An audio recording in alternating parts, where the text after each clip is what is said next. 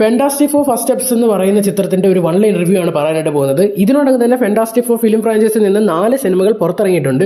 അതിൽ 2 സിനിമകൾ നമ്മൾ ഓർക്കാൻ പോലും ആഗ്രഹിക്കാത്ത രീതിയിലുള്ള ബോംബുകളായിരുന്നു. സിനിമ ഒറ്റ വാക്കിൽ പറയാനാണെങ്കിൽ വളരെ മികച്ചൊരു സിനിമയായിട്ടാണ് അനുഭവപ്പെട്ടത്. മാർവലിന്റെ ഒരു പഴയ ട്രാക്കിലേക്ക് വരുന്നതായിട്ട് നമുക്ക് കാണാനായിട്ട് സാധിക്കും. ഈ സിനിമയിൽ ഏറ്റവും പ്രധാന ഒരു ക്യാരക്ടർ പ്ലേ ചെയ്തിരിക്കുന്നത് നമ്മളെല്ലാവരും വിചാരിക്കുക റീഡ് റിച്ചാർഡ്സ് ആണെന്ന്, പക്ഷേ അല്ല, സൂസ്റ്റോം ആണ്. സൂസ്റ്റോം സ്റ്റീൽ ദ ഷോ എന്ന് പറയുന്നത്. സിനിമയുടെ ഡ്യൂറേഷൻ വളരെ കുറവാണ്. 1 മണിക്കൂർ 55 മിനിറ്റ് 57 മിനിറ്റ് കണ്ടേ ഉള്ളൂ. അത് പടപടാന്ന് തന്നെ സ്റ്റോറി ലൈൻ പറഞ്ഞു പോകുന്നു. അതുപോലെ തന്നെ ഷെല്ലാവെല്ലിന്റെ സിൽവർ സഫർ എന്ന് പറഞ്ഞ ക്യാരക്ടർ നമ്മളെല്ലാവരും വിചാരിച്ചു ബോർ ആകുമെന്ന്, പക്ഷെ അത് ബോർ ആക്കിയിട്ടില്ല. അത് മെനക്ക് തന്നെ ചെയ്തു വെച്ചിട്ടുണ്ടെന്ന് തന്നെ പറയേണ്ടി വരും. അത് ഒരു പരിധി വരെ ഇമോഷണലി കണക്ട് ആവാൻ വേണ്ടി സഹായിച്ചിട്ടുണ്ട്. പക്ഷെ ഇവിടേക്ക് ചെറിയൊരു ലോജിക്കൽ മിസ്റ്റേക്സ് നമുക്ക് കാണാൻ സാധിക്കും. ഒരു കോമിക് ആക്യുറേറ്റ് മൂവി എന്ന് വെച്ച് നോക്കുമ്പോൾ നമുക്കതൊക്കെ വിട്ടുകളയാം. ഇനി എടുത്ത് പറയുന്നത് ഗലാക്ടസിനെ തന്നെയാണ്. ഗലാക്ടസിന്റെ വിഷ്വൽസും ഗലാക്ടസ് വരുമ്പോൾ ഒരു ഓറയൊക്കെ വേറെ ലെവലായിട്ട് തന്നെ ചെയ്തു. റീഡ് റിച്ചാർഡ്സിന്റെ പവർസിനെ വേണ്ടത്ര ഉപയോഗിച്ചിട്ടില്ലെന്ന് എനിക്കൊരു പേഴ്സണൽ ഒപ്പീനിയൻ ഉണ്ട്. അതുപോലെ നമ്മുടെ ജോണി സ്റ്റോമിനെ കാണുമ്പോൾ നമുക്ക് റോബർട്ട് ഡൗണി ജൂനിയറിന്റെ ഒരു ചെറിയ ഫേസ് കട്ട് എവിടേക്കും എനിക്ക് ഫീൽ ചെയ്യുന്നുണ്ട് മച്ചാനെ കാണുമ്പോൾ. നിങ്ങൾക്ക് അത് സാധനം അടിച്ചിട്ടുണ്ടോ എന്ന് പറയാം. അതുപോലെ തന്നെ എടുത്തു പറയേണ്ടത് ഈ സിനിമയുടെ മിഡ് ക്രെഡിറ്റ് സീനും പോസ്റ്റ് ക്രെഡിറ്റ് സീനും. മിഡ് ക്രെഡിറ്റ് സീൻ എന്ന് പറഞ്ഞു കഴിഞ്ഞാൽ സിനിമ കഴിഞ്ഞതിന് ശേഷം കാണിക്കുന്ന ഒരു സീൻ,